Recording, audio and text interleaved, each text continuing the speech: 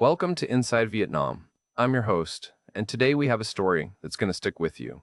This is about Seamus O'Donnell, a 61-year-old electrician from County Cork, Ireland, a tradesman who spent his whole life working with his hands, a practical man who thought he'd learned some hard lessons about trust and desperation. What he didn't know was that he was about to meet someone who'd make everything he thought he understood look like amateur hour. This is a story about second chances that weren't really second chances at all, about convincing yourself you're smarter than you were the last time, while walking straight into something far more sophisticated. Seamus came to Vietnam looking for a fresh start, and what happened next changed everything. Here's his story, in his own words. Then 2008 happened. The crash. You probably remember it, but in Ireland it was biblical. Construction just stopped dead. 1 month I'm booked solid for 6 weeks. The next I'm ringing around begging for nixers, cash in hand jobs, rewiring kitchens for neighbors who could barely afford to pay me. The building sites stood empty like ghost towns. Lads I'd worked with for 20 years emigrated to Australia, Canada, anywhere that still had work. I stayed, stubborn Cork man that I am, convinced things would come back. They never really did. Not for fellas my age anyway.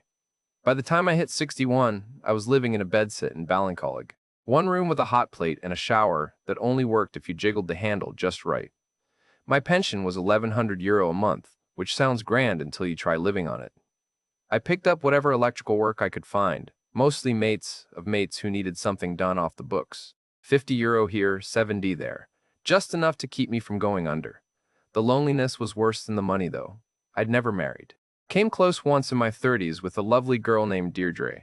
But she wanted a fellow with ambition, someone who'd end up running his own electrical firm, not just turning up in a van with his tools. I couldn't blame her, really. She married an accountant, had 3 kids, nice house in Douglas.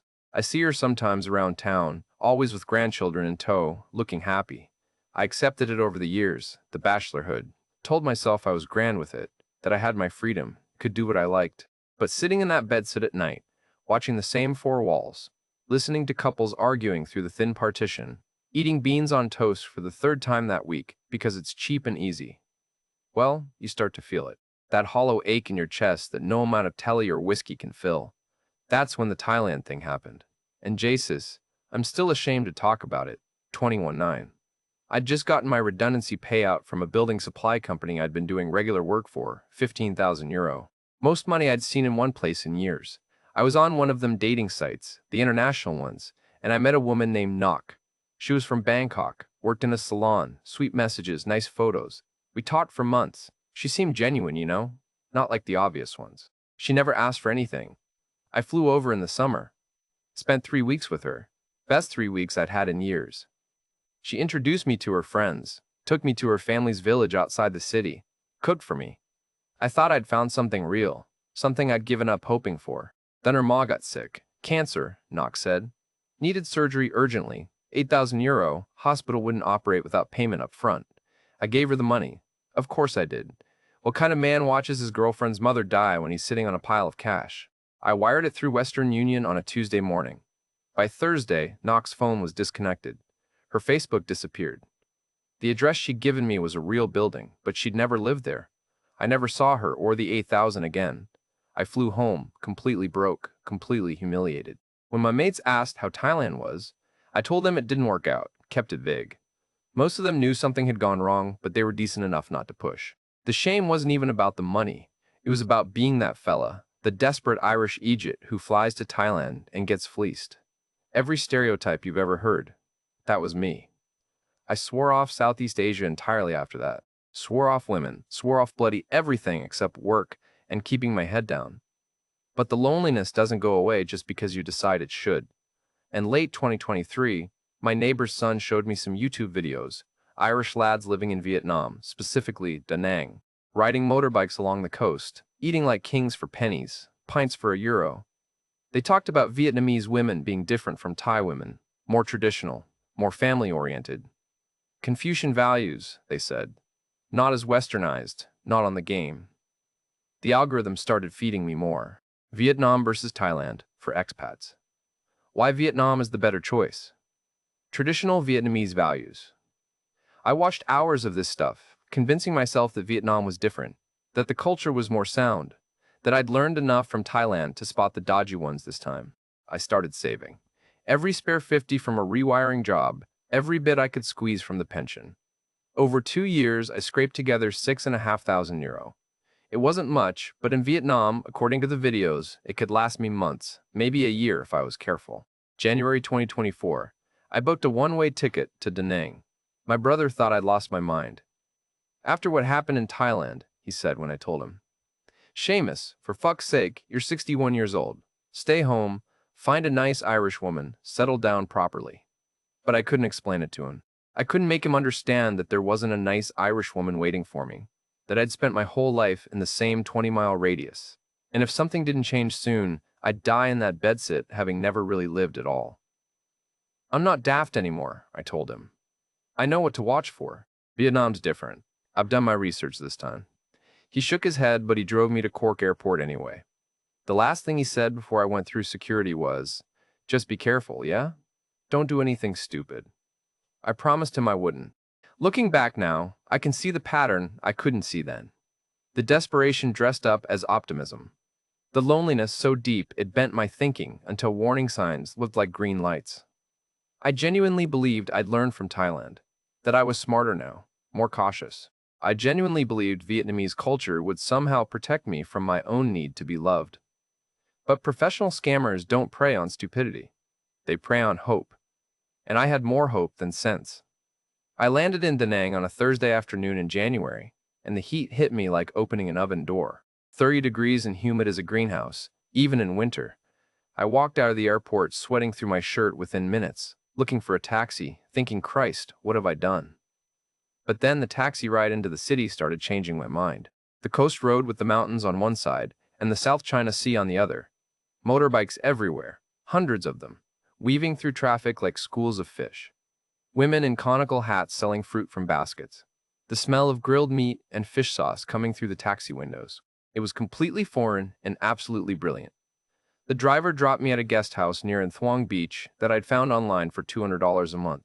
Studio apartment really, with a bed, a tiny kitchen area, a bathroom, and a balcony overlooking an alley where someone was already grilling something that smelled incredible. The landlady was a Vietnamese woman in her 50s who spoke decent English. She showed me how the air conditioning worked, how to pay the electric bill, where the nearest market was. "Cash only," she said. "First month and deposit." I handed over $400 and she gave me a key. That first week was pure euphoria. Everything was cheap in a way I couldn't quite believe. A bowl of pho for 30,000 dong, less than €2. A beer at the beach for 20,000. I could eat 3 meals a day and drink and still spend less than €15. Back home, €15 got you a sad sandwich and a coffee. I bought a second-hand bicycle from a bloke at the market and started exploring. My K beach was a 15-minute ride, this massive stretch of white sand that went on for kilometers. I'd sit there in the morning with a café soi da, this Vietnamese iced coffee that's sweeter than anything we drink at home, but absolutely lovely in the heat, and watch the sunrise over the water, fishermen hauling in nets, old Vietnamese women doing Tai Chi, tourists from Korea and Japan starting their days. I felt like I'd found something the rest of the world hadn't cottoned onto yet. The expat scene was mixed. One found an Irish pub called Fado's, where a few older Western fellas drank. Some genuine retirees living on pensions, a few teachers from the international schools, some younger lads doing the digital nomad thing with their laptops. Then there were the obvious sexpats, the ones you could spot a mile off, 60-year-old men with 20-year-old Vietnamese girlfriends hanging off them, everybody knowing exactly what the arrangement was. I kept my distance from all that, stayed friendly but private, didn't talk about Thailand, didn't talk about why I was there, just another retiree stretching his pension, far as anyone needed to know. But the thing about loneliness is it follows you. Doesn't matter if you're in Cork or Da Nang, it's the same hollow feeling at the end of the day when you're eating alone, sleeping alone, waking up to silence. The sunshine and cheap beer couldn't fill it. 3 weeks in, I'd settled into a routine. Morning coffee at a local place where the woman running it had started recognizing me, giving me a smile and a wave. Beach walk or bicycle ride. Lunch at whatever street stall looked busy with locals. Afternoon at my studio, reading or watching football streams on my laptop. Then evening beers, usually at Bamboo 2 Bar, because it was close to my place and quiet enough that I could sit and think. That's where I was the night I met Lynn. February.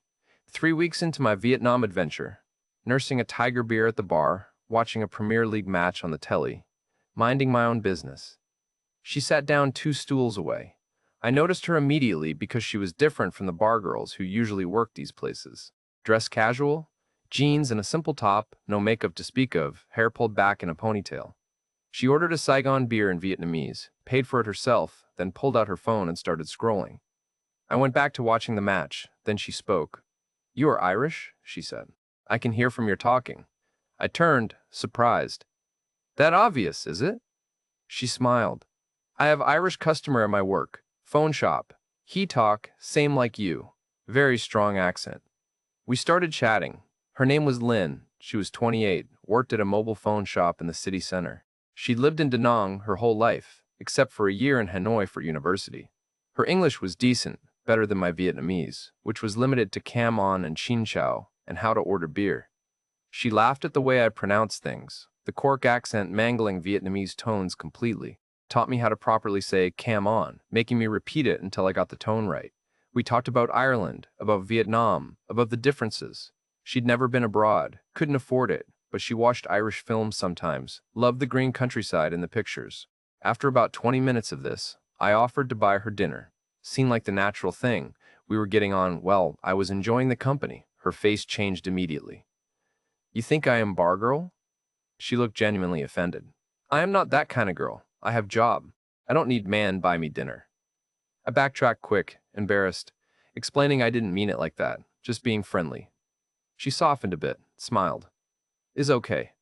Many foreign men think Vietnamese woman in bar. She must want money. But not all same." Then she suggested coffee instead, tomorrow afternoon, her day off. A place near Han Market, local spot, not touristy.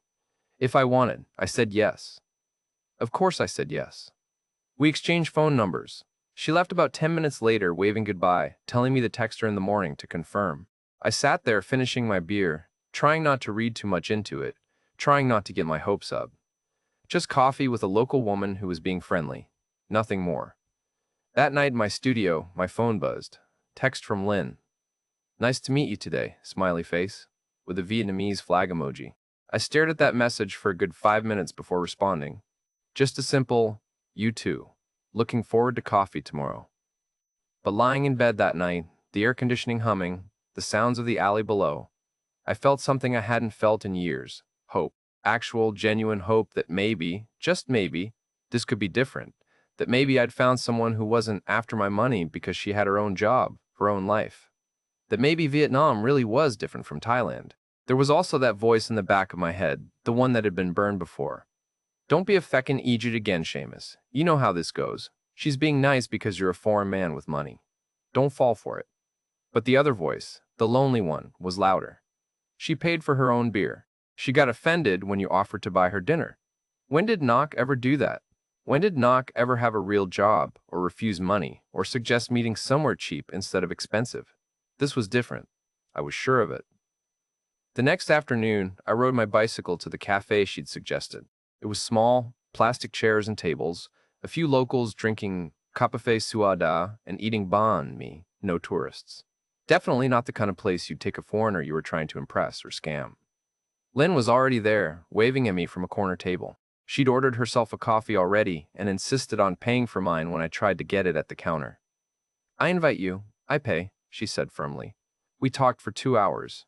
She told me about her family, her mother who lived in Hue, her younger brother Min, who also worked in Da Nang.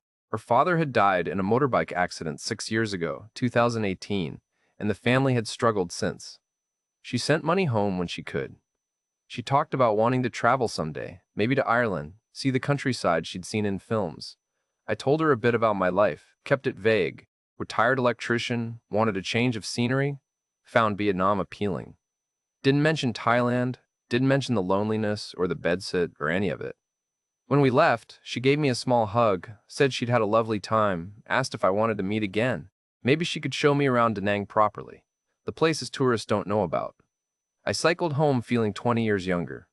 That evening, I got another text. "Thank you for coffee today. You're a very kind man.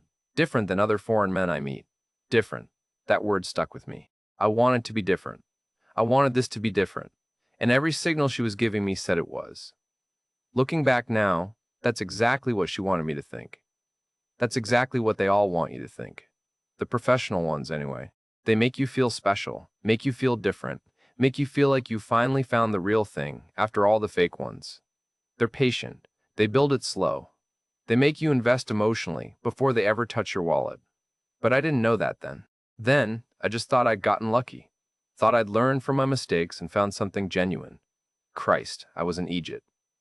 Over the next month, Lynn and I fell into a proper routine. We met 3, sometimes 4 times a week. Coffee shops, walks along my K beach, little Vietnamese restaurants where she'd order for both of us, teaching me what com tom was, how to use chopsticks without looking like a complete gobshite. I was useless at first, dropping rice everywhere, and she'd laugh, gently correct my grip, show me again. She kept boundaries, which I respected. Not kissing yet, she said. She wanted us to know each other first, make sure it was real. That felt right to me, mature even. Not like some rushed holiday romance. She talked about her family constantly. Her ma and Hugh, who was getting older, finding it harder to manage on her own. Her brother Min, who worked at the same phone shop, trying to save money for his future. Her father, who died in a motorbike accident back in 2018. How the family had struggled financially ever since. How she'd had to drop out of university to work full-time.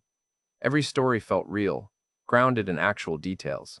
She'd show me photos on her phone. Her ma in the kitchen of their small house in Hugh Mine at a family gathering, looking young and earnest. A faded photo of her father on his motorbike, months before the accident. She'd tear up talking about him sometimes. I started to feel something I hadn't felt since Deirdre back in Cork all those years ago. Not just attraction, but genuine connection. The kind where you look forward to seeing someone, where you check your phone, hoping for a text, where their laugh makes your whole day better. Week 6, she invited me to her apartment. That felt significant. It was in a neighborhood I'd never been to, down a narrow alley off Ongish Keem Street. Proper local area, no tourists. She shared the place with 2 other women, both Vietnamese, both working retail jobs. Tiny space, 3 mattresses on the floor in one room, a shared bathroom, a kitchen that was basically a hot plate and a sink. She cooked me pho from scratch.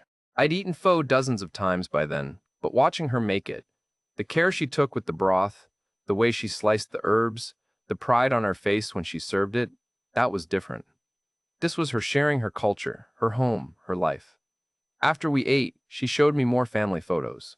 Proper albums, not just phone pictures. Her childhood in Hugh, school photos, her father's funeral.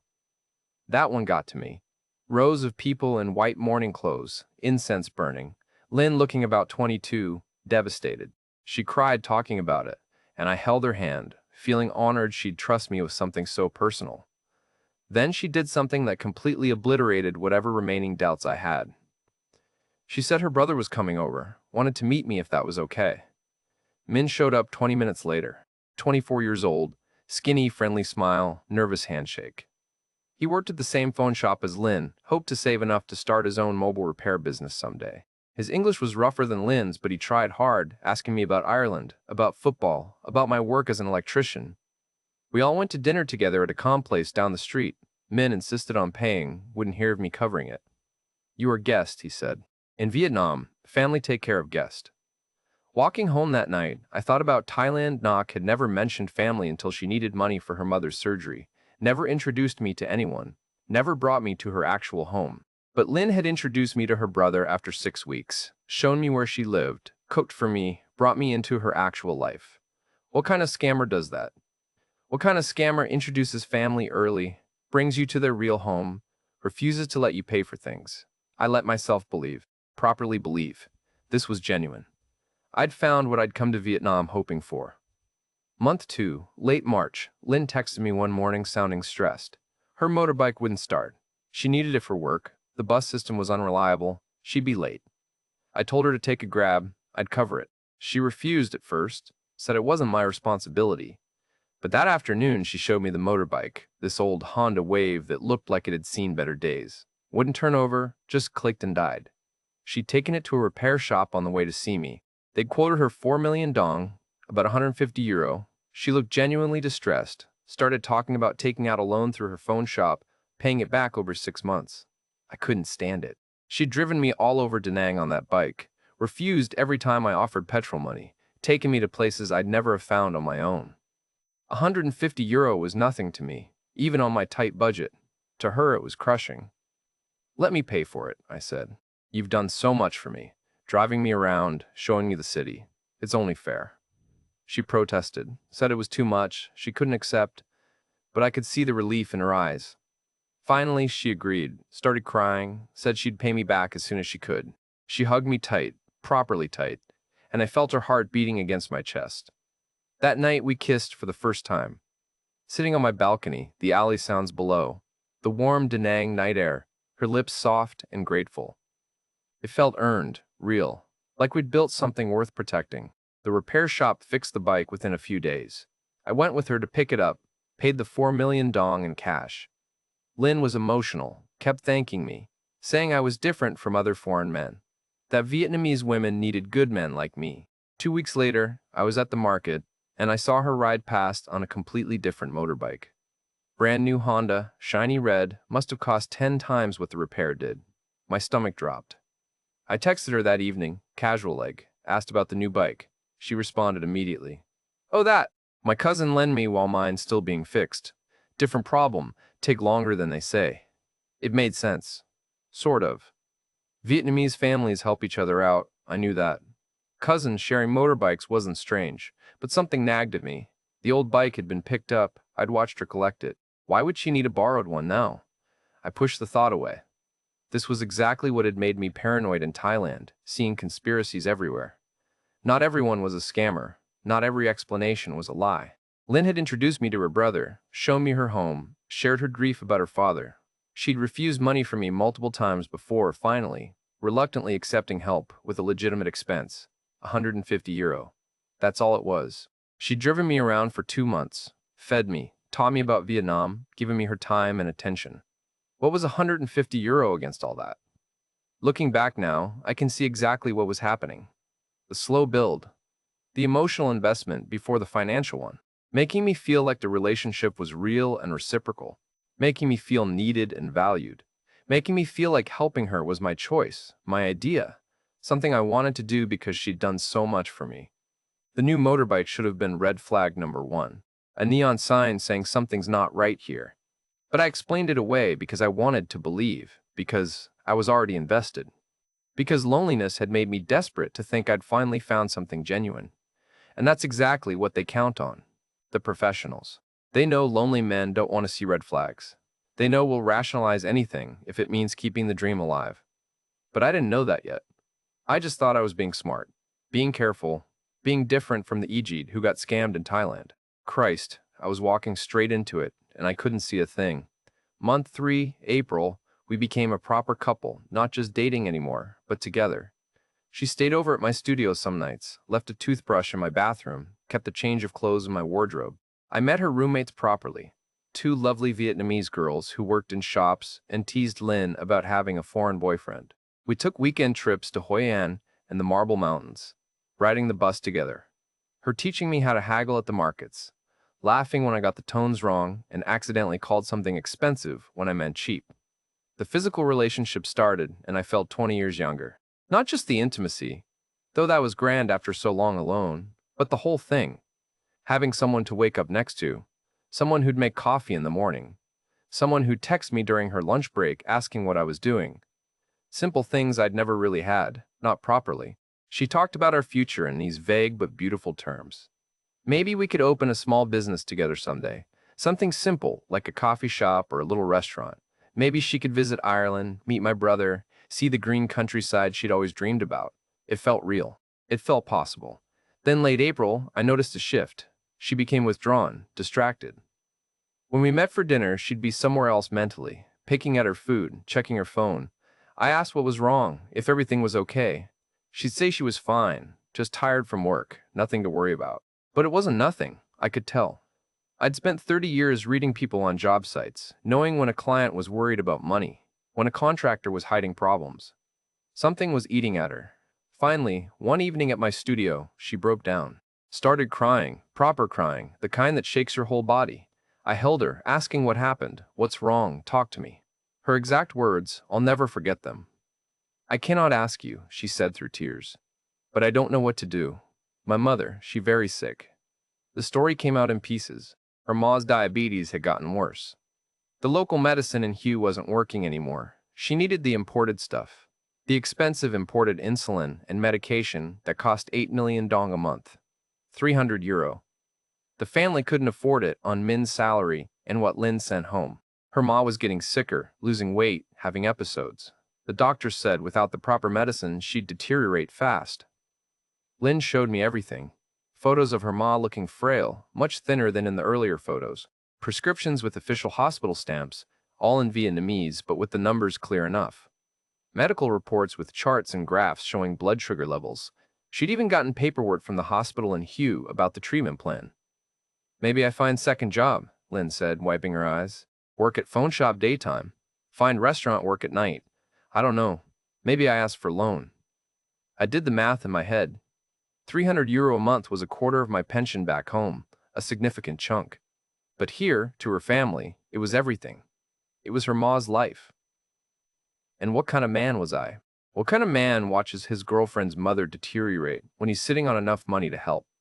I'd already given 8,000 to Nock's fake sick mother in Thailand. At least this time I could see the actual prescriptions, the actual medical records, the actual photos of a woman who was genuinely suffering. I'll cover it, I said. 2 months to start, give you time to figure out a longer solution. 600 euro. Lynn protested. Too much, she couldn't accept. I'd already helped with the motorbike. She couldn't keep taking from me. But I insisted. This was her ma.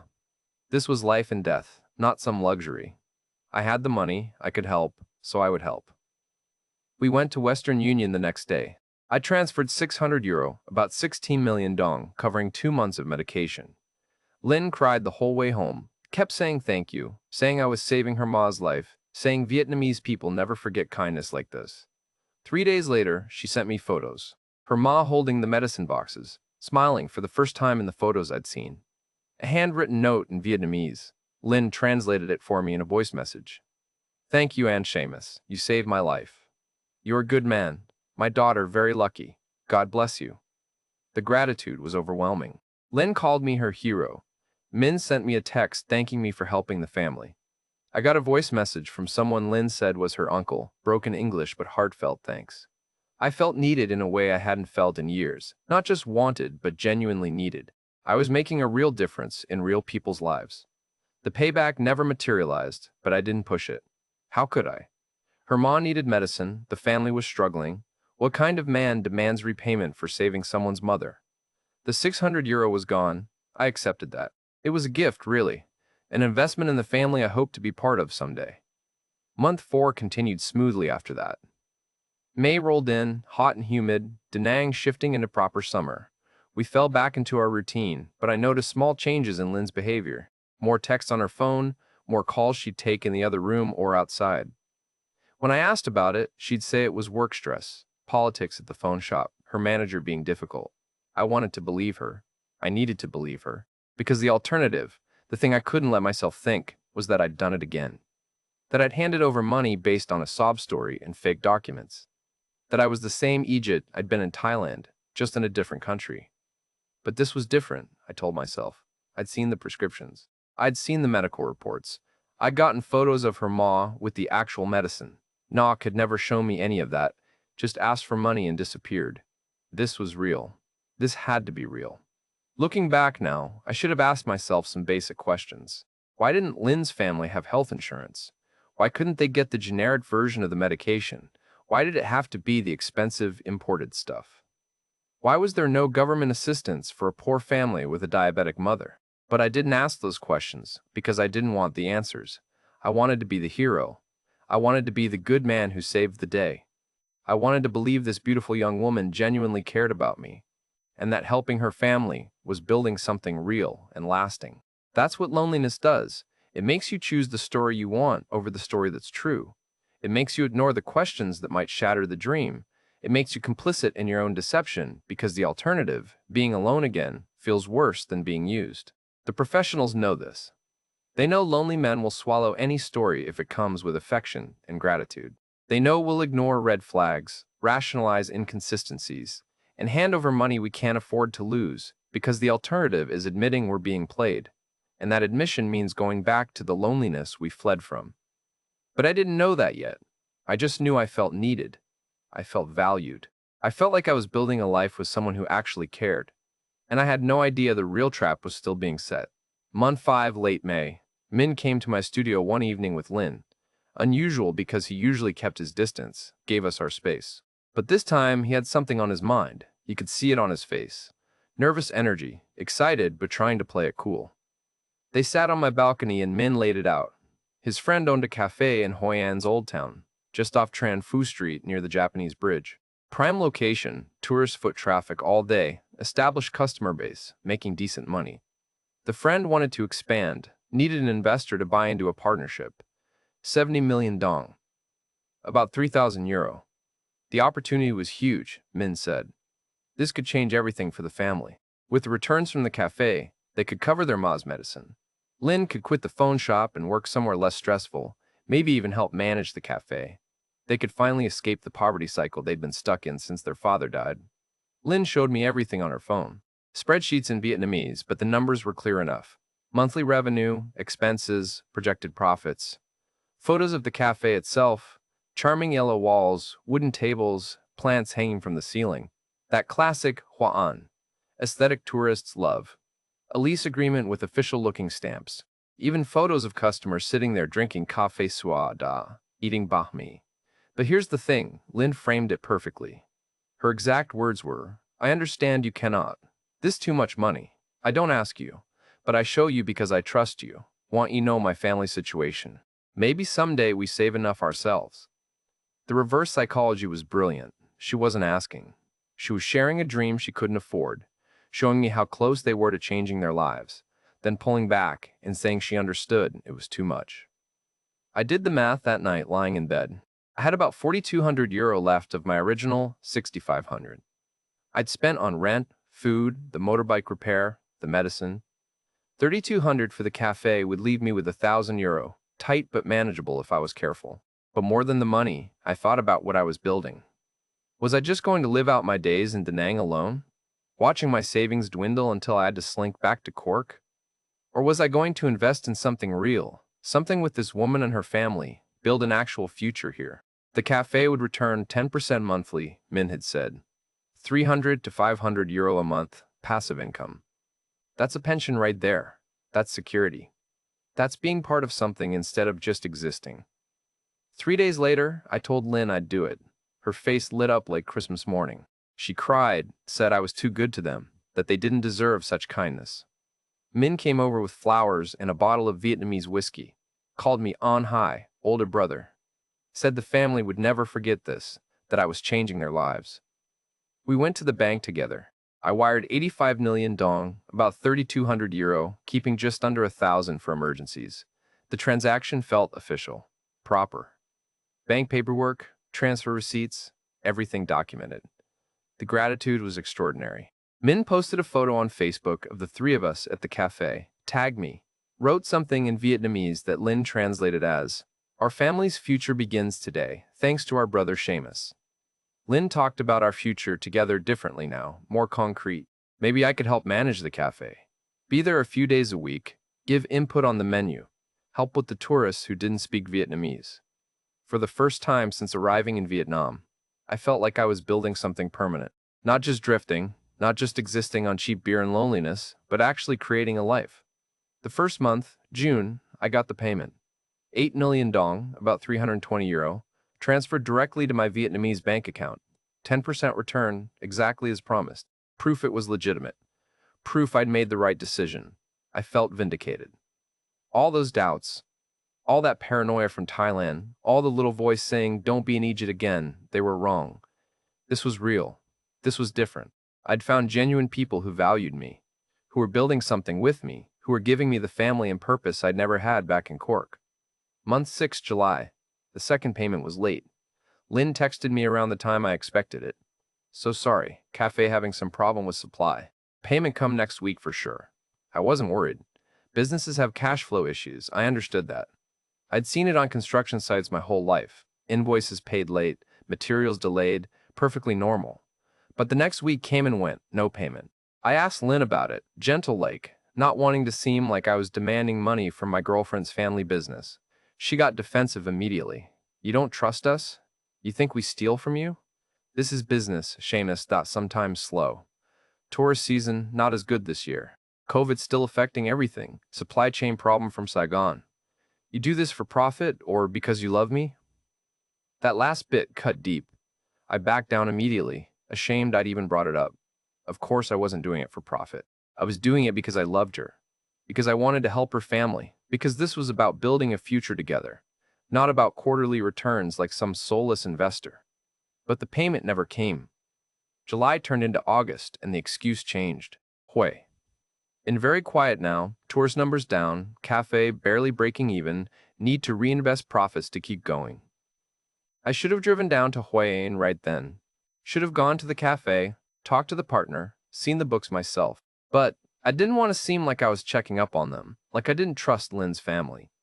That felt like something the dodgy foreign men would do, the ones who treated Vietnamese women like they were all scammers.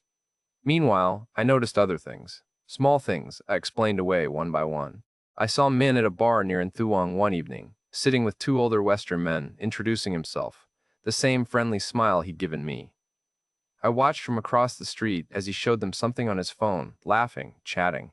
When I mentioned it to Lynn later, she said Min makes extra money as a translator for tourists, helps them set up bank accounts and find apartments. Made sense. Lots of locals did that work. But something about it nagged at me. The way he was sitting, the way he was talking, it felt familiar, like watching a replay of our first meeting with him. But I pushed it away. I was being paranoid again. Not every friendly Vietnamese person was running a scam. Min had a real job at the phone shop. I'd been there, seen him working. By August, I'd received one payment of €320 from a €3,200 investment, and Lynn was getting increasingly touchy when I brought up the cafe. She'd change the subject, get emotional, accuse me of caring more about money than our relationship.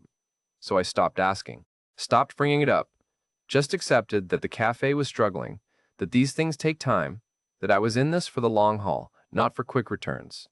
I was down to about €700 in my account. Still enough to live on for a while in Vietnam, but getting tight. My pension wasn't due until mid-month, and even then it was barely enough to cover my rent and basic expenses. Looking back now, this was the point of no return. I'd invested too much financially and emotionally to walk away. Walking away meant admitting I'd been played, meant giving up on the relationship, meant going back to being alone. So I doubled down instead. Convinced myself the cafe would come good eventually. Convinced myself Lynn's defensiveness was just stress. Convinced myself everything would work out if I just believed hard enough. That's the genius of the long con. They get you so invested that walking away feels worse than staying in. They make questioning them feel like betraying the relationship. They make you complicit in your own deception because the alternative is facing a truth you can't afford to face. But I didn't know that yet. I just knew I was committed. I'd burned my bridges, invested my savings, and there was no going back now. The real trap had been set perfectly, and I'd walked right into it. Mid-July, my phone rang at 2 in the morning. I fumbled for it in the dark, heart pounding. Nobody calls at 2 unless something's gone terribly wrong. It was Lynn, hysterical. I could barely understand her through the crying. My mother, Seamus, my mother collapse. Hospital say need surgery now, emergency. They want money before they operate. I don't know what to do. I sat up, trying to wake up properly, trying to process. Slow down, what happened? Her diabetes, it caused problem with her heart. She fall down at home, my uncle take her to hospital in Hue. They say need surgery right away but must pay first. 45 million dong. I don't have Seamus. I don't have this money. 45 million dong. I did the conversion in my head, groggy but the number's still working. €1,800. Christ, how much time do we have? They say today, this morning, if no money they cannot do surgery. Seamus, she could die. I had €900 in my account. That's it. €900 between me and being completely broke in Vietnam. The pension was due in a week, but that barely covered rent and food. But Lynn's ma could die. Her actual mother, not some abstract concept. The woman in the photos, the one who'd written me that note thanking me for the medicine. I'll sort it, I said. Give me an hour. I hung up and sat there in the dark, my studio suddenly feeling very small. I thought about my brother back in Cork. We weren't close, not really, not since I'd left for Vietnam against his advice. But he was family. He'd help in an emergency. I called him. 4 in the afternoon in Ireland, he'd be finishing up work. He answered on the third ring. Seamus? Everything all right? Yeah, grand. Just need a bit of help.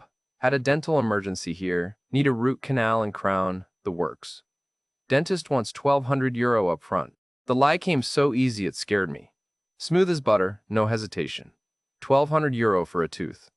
Jesus, Seamus, can't you wait till you're back and get it done on the medical card? It's infected, getting worse. They said it could go septic if I don't get it sorted now. Silence on the other end. Then a sigh. All right, I'll transfer it in the morning. But Seamus, this is it, yeah? No more. You need to come home, get sorted properly. I know. Thank you. I'll pay you back, I promise. I sent Lynn the bank details. Told her to wait until morning. My brother would transfer 1,200. I'd add my 900, that's €2,100, about 53 million dong. More than enough for the surgery. She texted back immediately. Thank you. Thank you. Thank you. You saved her life again. I love you so much. The money transferred late morning. I went to the bank, pulled out everything, added my brother's 1,200, and sent the full amount to Lynn via bank transfer. 53 million dong. Every cent I had in the world, plus borrowed money I'd lied to get. Then I waited for updates. Nothing. I texted Lynn. How's your ma? Surgery go okay? 3 hours later. At hospital? Talk later. That was it. All afternoon? Nothing. Evening came. Still nothing. I tried calling. Straight to voicemail. I told myself she was with her mother, focused on family, couldn't be on her phone at a hospital. Made perfect sense.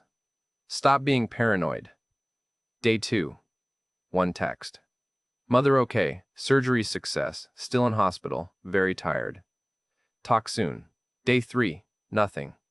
By day 4 I was panicking properly. Not the vague unease I'd been pushing down for weeks, but full-blown panic. I'd sent €1,800 for an emergency surgery, and my girlfriend had gone dark. I was down to €32 in my account. €32.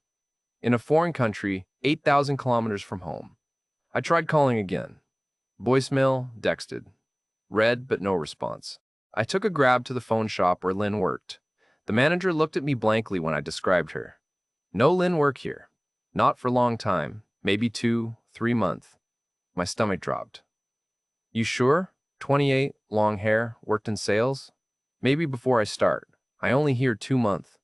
No Lynn now. I took a taxi to her apartment. The heat was oppressive. August in Da Nang. Brutal humidity. Sweat pouring down my back. I climbed the stairs, knocked on the door. A different woman answered. Vietnamese, maybe 30, looking at me suspiciously. I'm looking for Lynn, I said. She lives here? No Lynn. I live here 2 months with my friend. Before me, I don't know.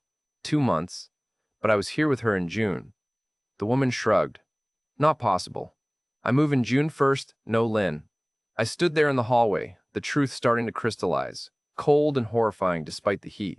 I went home, checked my phone obsessively. Nothing. I sent one more message. Lynn, I'm worried. Please just let me know you're okay. Delivered. Read. No response. The next day, I did what I should have done weeks ago. I took a bus to Hoi An. 40-minute ride through the coastal road, my mind racing the whole time. Maybe everything was fine. Maybe she was just overwhelmed with her mother's situation. Maybe the cafe would explain everything. I had the address from the lease papers Min had shown me. Off Tran Phu Street, near the Japanese bridge. I walked the old town, yellow walls and lanterns and tourists everywhere. Found the street, found the number. It was a nail salon. Clean, modern, Korean woman at the front desk, doing someone's gel nails. Excuse me, I said. Is there a cafe here? Or was there one recently? She looked at me confused. No cafe. This nail salon 5 year. Before me, also nail salon. No cafe ever here. You sure? Vietnamese cafe, yellow walls, near the Japanese bridge. Many cafe in Hoi An, not here. This building always nail salon. I walked out, stood in the street, tourists flowing around me like water around a stone. The truth was undeniable now, but I still didn't want to face it. I wandered Hoi An for hours, checking every cafe, asking about Min's investment, showing the photos Lynn had sent. Nobody knew anything about it. The photos she'd shown me could have been any cafe, anywhere. That evening, heading back to the bus station, I saw him, Min, sitting at an outdoor bar with two Western men, older guys, 50s or 60s, showing them something on his phone, that same friendly smile. I walked straight up to the table. Min. He looked up. For a split second I saw recognition, maybe concern, then it disappeared behind that smile. Hello, I remember you, Lynn's friend, yes? How are you? How is she? Where is she? The smile faltered slightly. I don't know. We have argument. Family problem. I not see her 2 weeks. 2 weeks? She said her mother had emergency surgery. You texted me thanking me for helping. Oh yes, mother very sick. But Lynn and me, we not talking now, family trouble. He looked uncomfortable, glancing at the two Western men who were watching this unfold with confusion. Show me your phone, I said. What? Your phone, show me. He hesitated, then shrugged, pulled it out. Why? I don't know what made me say it, but I did. Show me your photos. Show me photos of your family. Something changed in his face. The friendly mask dropped. He looked at me with something like pity, mixed with contempt. You want see? He opened his photo gallery, scrolled, then turned the phone to me. Lynn with a different Western man, older, maybe 65, sitting at a restaurant. Same smile she'd given me. Different date on the photo. March 2024, a month after she'd met me. He scrolled again. Lynn with another man, this one younger, maybe 50, MIK Beach. January 2024, before she'd met me. Again. Another man. December 2023. He looked at me, that pity-contempt expression getting stronger. You number 4 this year, Irishman. Maybe number 5, I lose count. She very good, yes? Very convincing. The two Western men at the table shifted uncomfortably. One of them looked at the other, and I saw it click for him too. His face went pale.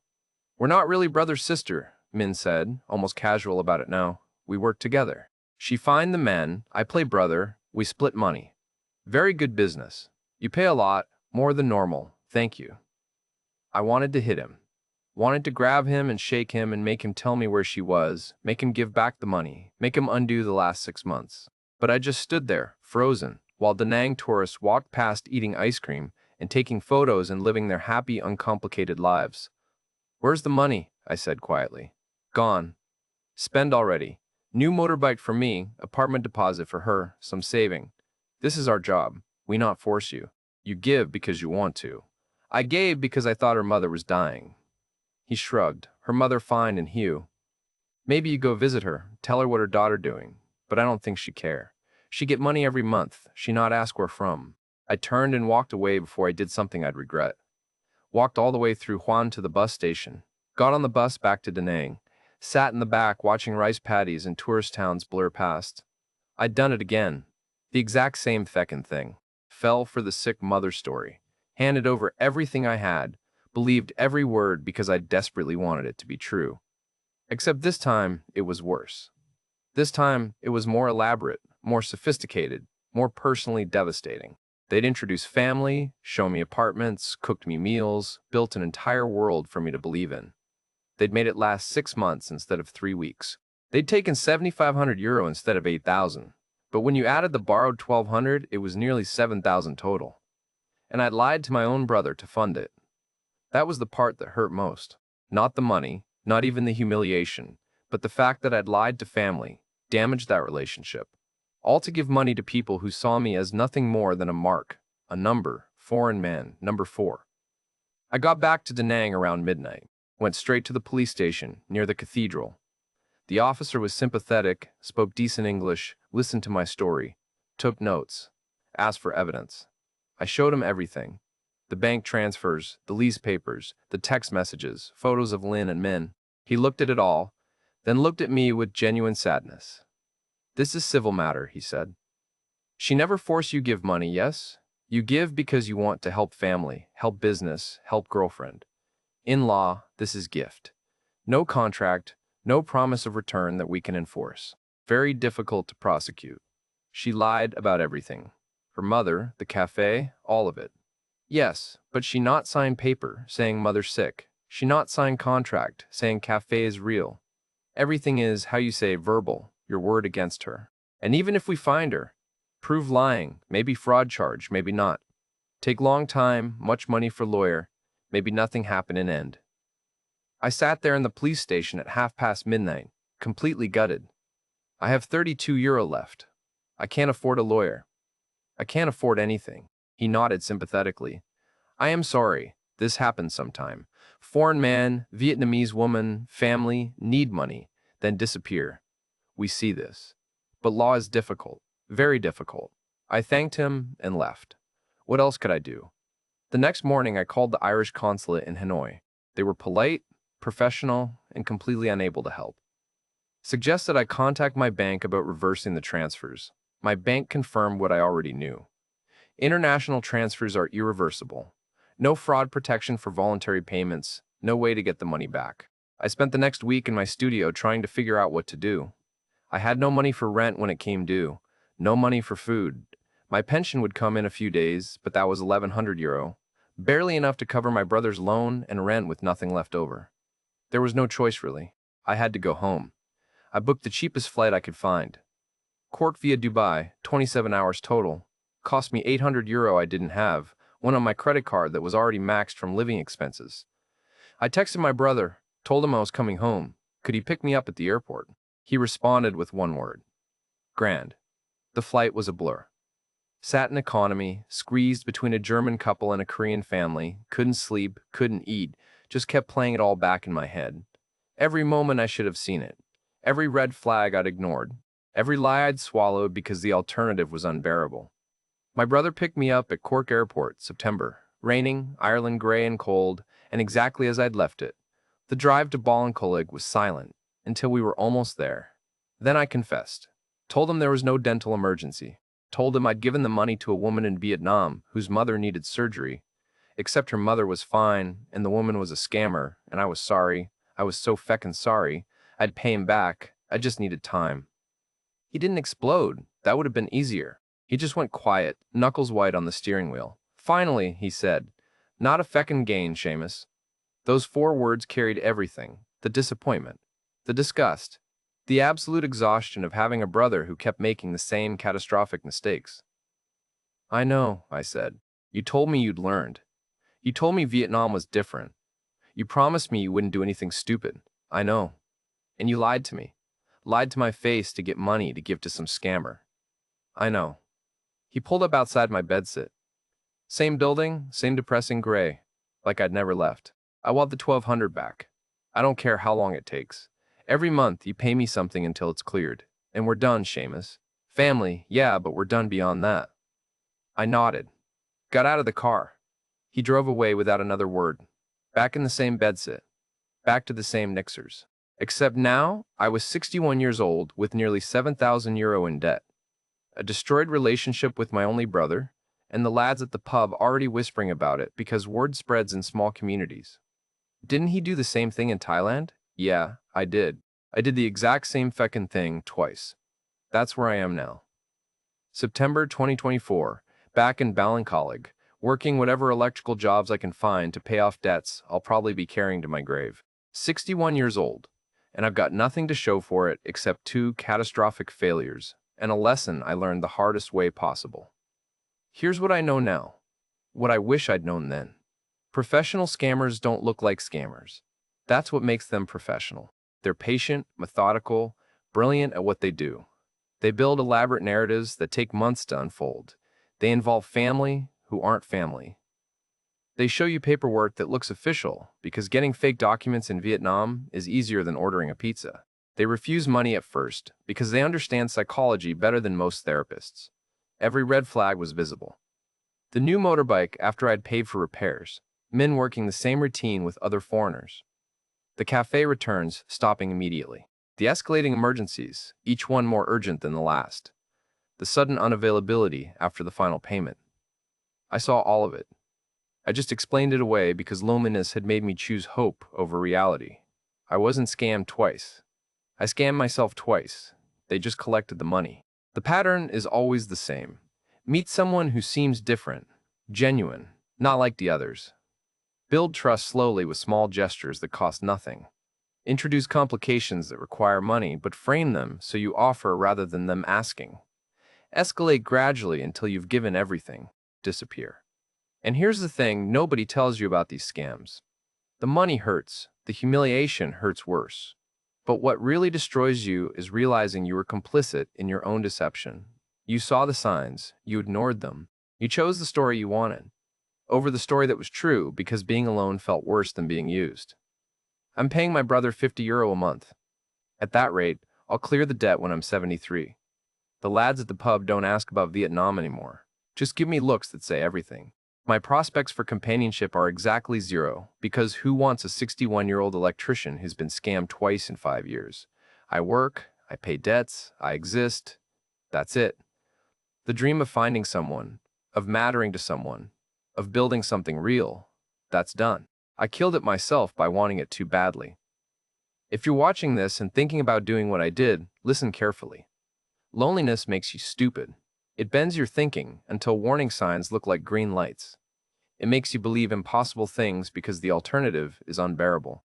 And there are people out there who understand this better than you understand it yourself, who've built entire businesses around exploiting desperate men who just want to be loved. Don't be me. Don't be the fellow who makes the same mistake twice because he convinced himself he'd learned. Don't lie to family to fund your fantasy. Don't ignore red flags because acknowledging them means facing truths you can't handle. And if you're already in it, if you're reading this and thinking, but my situation is different, it's not. That's what I thought. That's what we all think. Get out now before you're where I am. I wasted €6,500 in Thailand and nearly $7,000 in Vietnam. But the real cost wasn't the money. It was the relationship with my brother, the respect of my community, my faith in my own judgment, my hope for anything better than this bedsit and these debts and this slow, lonely decline. I scammed myself twice. Don't let it be 3 times for you. That's Seamus's story, and it's one we hear variations of more often than you might think here at Inside Vietnam. The details change, the amounts vary, but the core pattern remains remarkably consistent. Lonely men seeking connection, sophisticated operators exploiting that loneliness, and devastating financial and emotional consequences. A few things worth noting about Seamus's experience. First, the gradual escalation. Professional scammers don't rush. They build trust over months, introduce family members, create elaborate backstories, show documentation. The initial investments are small, building to larger amounts only after emotional bonds are established. Second, the psychological manipulation. Notice how Lynn never directly asked for money. She presented problems and let Seamus offer solutions, making him feel like the decision was his own. This is deliberate strategy. It bypasses skepticism and makes the victim complicit in their own deception. Third, the use of cultural differences. Scammers exploit Western assumptions about Vietnamese culture, family obligations, and traditional values.